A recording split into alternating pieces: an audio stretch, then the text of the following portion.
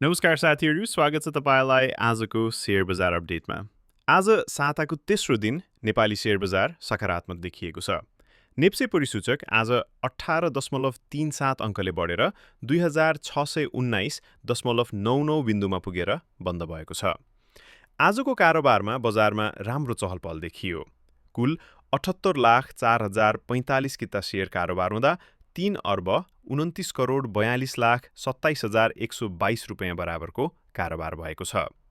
आज बजार बन्द हुँदा 178 कम्पनीको सेयर मूल्य बढ्यो, 61 कम्पनी घटे र आज धेरै कमाउने कम्पनीहरूमा स्वस्तिक लघु वित्त, Narayani Vikas bank, SY panel, Barahi hydro power र लुम्बिनी विकास ब्याङ्क परेका छन्।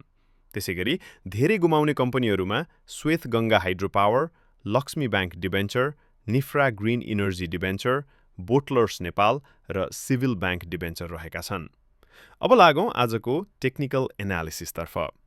आजको टेक्निकल एनालिसिस नेप्से आज 2620 नजिकैको महत्त्वपूर्ण रेजिस्टेन्स क्षेत्रमा पुगेर बन्द भएको छ।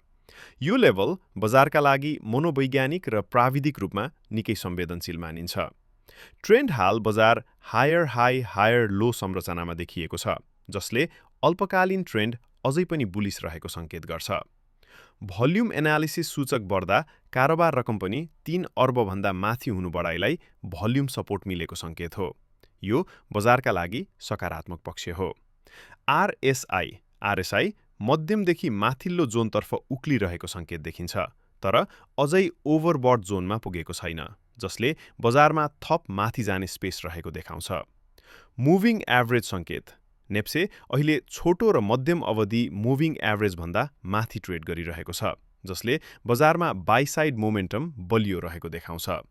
सपोर्ट र रेजिस्टेन्स तत्काल सपोर्ट 2585-2600, तत्काल रेजिस्टेन्स 2625-2650।